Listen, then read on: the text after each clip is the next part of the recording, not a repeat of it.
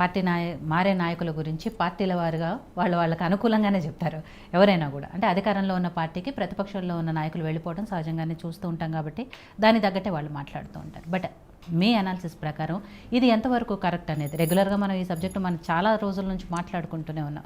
కానీ వాళ్ళ జీవన్ రెడ్డి గారి గురించి మాట్లాడుకోవాల్సి వస్తే ఆయన మనస్తాపం చెందడం, ఎందుకంటే ఆ జిల్లాకు సంబంధించిన చాలా సీనియర్ నాయకులు, ఈవెన్ కాంగ్రెస్ పార్టీలోనే చాలా సీనియర్ నాయకులు శ్రీధర్ బాబు గారు లాంటి వాళ్ళు చెప్తున్నారు ఆయనే మాకు పెద్ద దిక్కు అని. అలాంటి పెద్ద దిక్కుకే తెలియకుండా ఇవాళ చేరికలు జరుగుతున్నప్పుడు డెఫినెట్గా ఆయన హర్ట్ అవుతారు. సో ఇవన్నీ కూడా ఇప్పుడు ఈ కాంగ్రెస్ పార్టీ ఎలా సర్దుకోవాలి అని ముందుగా మిత్రుడిని అభినందించుతాను నేను. ఎందుకంటే ఫిరాయింపులు చాలాసేపు చెప్తున్నాడు, మరి అదంతా కూడా వాళ్ళ పార్టీకి చెల్లుతుందా అని అడుగుదాం అనుకున్నాను. ఆయన ఒప్పుకున్నాడు మా పార్టీ కూడా. ఎందుకంటే నిజంగా ప్రజాస్వామ్య ప్రేమికులు, న్యాయంగా ధర్మంగా ఉండేవాళ్ళు మాత్రం ఈ విధంగానే చెప్తారు. ఆ మిత్రుని అభినందిస్తున్నాను. ఎందుకంటే వాళ్ళ పార్టీకి కూడా సూచన చేశాడు. అది ఎవరు చేసినా తప్పే. నిజంగా ప్రజాస్వామ్యాన్ని ప్రేమించే వాళ్ళం లేదా జర్నలిస్టుగా ఈ ప్రజాస్వామ్యాన్ని చంపే వాళ్ళని మీద మాత్రం, ఈ కూలికారులు మాత్రం రాజకీయ పార్టీలు దీంట్లో చిన్న పెద్ద వెనక ముందు మాత్రమే తేడా ఉంది. కానీ అవసరాలని ఈ విధంగా ప్రజాస్వామ్యాన్ని కూలి చేస్తున్నారు. నువ్వు నేర్పిన విద్య నిరజాక్ష అంటూ అధికారమే పరమావధిగా జరుగుతున్నటువంటి పార్టీ ఫిరాయింపులు వీళ్ళని ఎవరు ప్రోత్సహిస్తున్నారు? అదే మిత్రులు చెప్పినట్టు మేము వస్తున్నామా, వారు వెళ్తున్నారా, వెళ్ళడానికి కింద నుంచి పొగబెడుతున్నారా? కారణం ఏదైనా కావచ్చు, కారణాలు ఏమైనా కావచ్చు, వాళ్ళకున్న అంతకుముందు ప్రభుత్వంలో వాళ్ళు చేసిన అవినీతికి బ్లాక్మెయిల్గా కావచ్చు, రేపు భవిష్యత్తులో మా నియోజకవర్గానికి అభివృద్ధి అని చెప్పేటువంటి ఈ నేతి బిరకాయ నీతులు కావచ్చు, ఏదైనా ప్రజాస్వామ్యాన్ని చంపి పార్టీ ఫిరాయింపు చట్టంలో ఉన్నటువంటి లొసగులను లేదా స్పీకర్కు ఉన్నటువంటి విచక్షణాధికారాన్ని ఎడనుగా పెట్టుకొని, ఎందుకంటే స్పీకర్ విచక్షణ కోర్టు కూడా జోక్యం చేసుకునే అంశం అది. అంచేత స్పీకర్ మా పార్టీ వాడే కాబట్టి మనం ఎట్లయినా చేద్దాం అనేది విధానాలకి ఈ పార్టీ ఫిరాయింపులు ఘోరాతి ఘోరంగా జరుగుతుంది.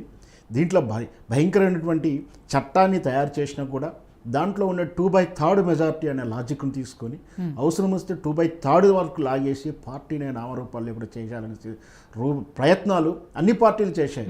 నిన్న శివసేన మాయమైపోవడం కానీ, గతంలో చరిత్రలో తెలుగుదేశం పార్టీ ఎన్టీ రామారావు నుంచి 2/3 వీళ్ళు తీసుకున్న విధానం కానీ, అంటే ప్రధాన పార్టీ ఎవరైతే పార్టీ భావజాలంతో సొంతంగా పార్టీ పెట్టుకున్న వాళ్ళనే ఆ పార్టీ నామరూపాలు కూడా చేసినటువంటి ఈ 2/3 అనేది ఒక క్లాసు. ఈ 2/3కు వీళ్ళు ప్రయత్నాలు చేస్తుంటారు. ఇదంతా ఎందుకు అంటే అస్థిరం, వాళ్ళలో అభద్రతాభావం. ముఖ్యంగా ఏంటి అంటే వీళ్ళేదో అభివృద్ధికి వస్తున్నారని చెప్పడం అనేది నీతి బీరకాల నీతి గురించి చెప్పినట్టే. ఆ కాకమ్మ కబుర్లు చెప్పడానికో రాసుకోవడానికి బాగుంటాయి కానీ వినడానికి అయితే ఏం లేదు. ఈ అస్థిరం ఉంటే మిత్రులు చెప్పినట్టు మన దేశం అంతా గురించి మాట్లాడకుండా మన రాష్ట్రం గురించి మాట్లాడుకోవాలంటే నువ్వు నేర్పిన విద్య నీరజాక్ష అని ముందే చెప్పాను. కేసీఆర్ గారు చేశారు కానీ అప్పుడు ఆ యాక్సెప్టెన్స్ ఉంది. ఎందుకుంది, ఎవరెవరికి ఉంది అంటే ప్రజల్లో కొంతమందికి ఉంది, మాలాంటి ప్రజాస్వామ్యాన్ని ప్రేమించే వాళ్ళం కానీ వీర తెలంగాణ అభిమానించే వాళ్ళం కానీ. ఎందుకంటే అప్పుడు అస్థిరత, ఎందుకంటే బయట నుంచి శత్రు భయం, శత్రు అని పదం వాడకూడదు. అంటే మళ్ళీ తెలంగాణ ఏర్పాటు ఒక విఫల ప్రయోగం అని నిరూపించే ప్రయత్నం. ఇక్కడ నేను పర్సనల్గా అభ్యంతరం వ్యక్తం చేస్తుంది ఏంటంటే మొదటిసారి యాక్సెప్ట్ చేశారేమో, రెండోసారి మాత్రం నేను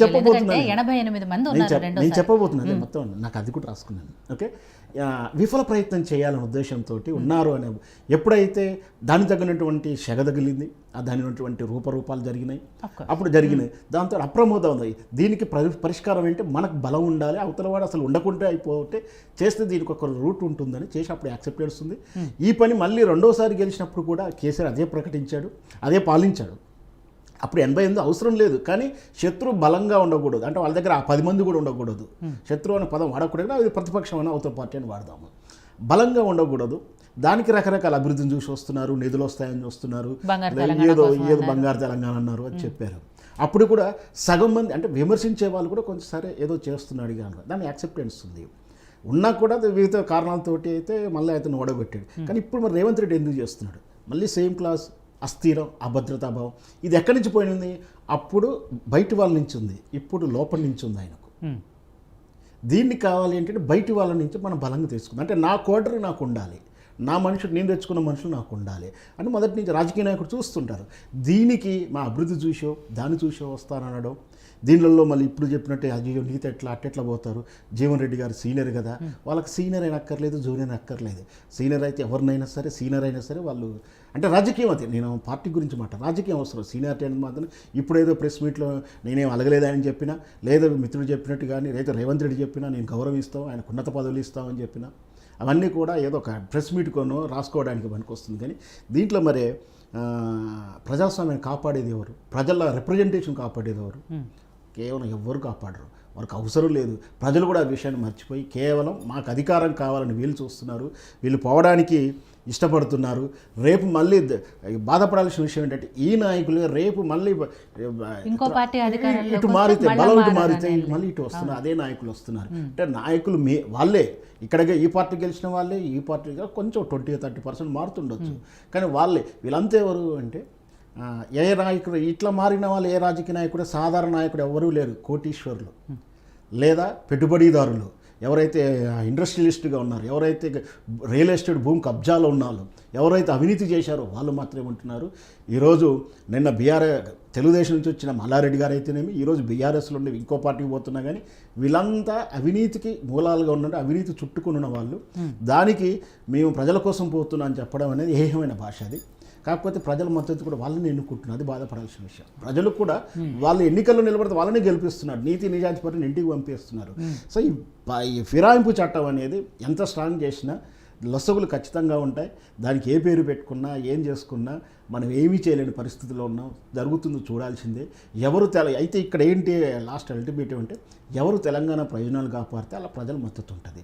ఎప్పుడైతే నీ బలంతోటో, ఇప్పుడు ఆల్రెడీ మనకు తెలంగాణ హక్కులు కానీ, తెలంగాణ ఆత్మకు కానీ దెబ్బతింటున్న ఆలోచనలు, ప్రకారాలు ఇవన్నీ కూడా జరుగుతున్నాయి. ఎందుకంటే సచివాలయంలో ఆంధ్ర ఉద్యోగుల ప్రస్తావన వచ్చింది, గవర్నర్గా కిరణ్ కుమార్ రెడ్డి ప్రస్తావన వచ్చింది, ఆల్రెడీ ఇంకో కీలక పదవిలో కొత్తని తీసుకొస్తారని ఒక వార్త వస్తూ ఉంది. దీంతోపాటు అక్కడ చంద్రబాబు నాయుడు ముఖ్యమంత్రి అయ్యారు, రేవంత్ రెడ్డి అక్కడి నుంచి వచ్చిన వేసి ఇద్దరు కూడా నోటి కేసులు, ఇద్దరు నిందితులే, ఇద్దరు కూడా ఉండే వాళ్ళ ములాఖాతులో తెలంగాణకి ఏం జరగబోతున్న అనుమానాలు ఉన్నాయి. ఈ అనుమానాలు ఉన్నాయి.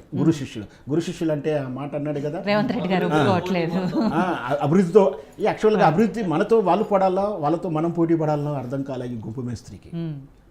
దాంతో గురు శిష్యులు అంటే ఎవరాడు అన్నాడు, మీ మీద కేసు పెడతానేదో పదజాలం వాడాడు. సరే, అదంతా ప్రెస్ కోసమో ఎడ్డింగ్ల కోసం మాట్లాడిన లోపల జరుగుతూనే ఉంటాయి. తెలంగాణ ఆత్మని కానీ, తెలంగాణ హక్కులను కాపాడితే ఈ ఫిరాయింపు నాయకులను కూడా రేపు పొద్దున క్షమిస్తారేమో, గెలుస్తారేమో. కానీ ఎప్పుడైతే ఈ మార్పు జరిగిన తర్వాత కూడా తెలంగాణ హక్కుల విషయంలో కానీ, తెలంగాణ పాలన విషయంలో కానీ, ఎందుకంటే ఆల్రెడీ ల్యాండ్ విషయంలో ప్రపోజల్స్ వస్తూ ఉన్నాయి, రకరకాల సంఘాలు ప్రపోజల్ పెడుతున్నారని కూడా వార్తలు వింటూ ఉన్నాం. హైదరాబాద్లో రకరకాల సేవల పేరు మీద ల్యాండ్ కేటాయింపుల గురించి ఆంధ్ర ల్యాబింగ్ జరుగుతూ ఉంది, వాటి కోసం భూమి సేకరణ జరుగుతూ ఉంది, సూచనలు జరుగుతున్నాయి. అక్కడ వార్త కూడా సెక్రటరీ నుంచి వింటూ ఉన్నాం. ఎందుకంటే ఇట్లా తెలంగాణ మళ్ళీ భూములు పోవడానికో, తెలంగాణ హక్కుల గురించి పోతే మాత్రం ఖచ్చితంగా ఈ యాక్సెప్టెన్సీ ప్రజలు ఆక్షేపించరు. ఖచ్చితంగా రేపొద్దున వీళ్ళు ఓడిపోవడానికి సిద్ధంగా ఉండాలని కూడా. వెంకట్ నాయక్ గారు, సరే, జీవన్ రెడ్డి గారి గురించి మాట్లాడాల్సిన పరిస్థితి వస్తే, ఆయన చాలా సీనియర్ అని ఇందాక నుంచి నేను అది చెప్తున్నాను, అందరికీ తెలిసిన విషయమే. ఇవాళ ఆయన్ని బుజ్జగించడానికి వెళ్ళిన నాయకులు కూడా శ్రీధర్ బాబు గారు కానివ్వండి, బట్టి విక్రమార్క గారు కానివ్వండి, అదే చెప్తున్నారు. ఆయన మా చాలా పెద్దవాళ్ళు, సీనియర్లు, మార్గదర్శకులు, పెద్ద దిక్కు. ఇది పార్టీలో జాయిన్ చేసుకునే ముందే ఆయనకు ఒక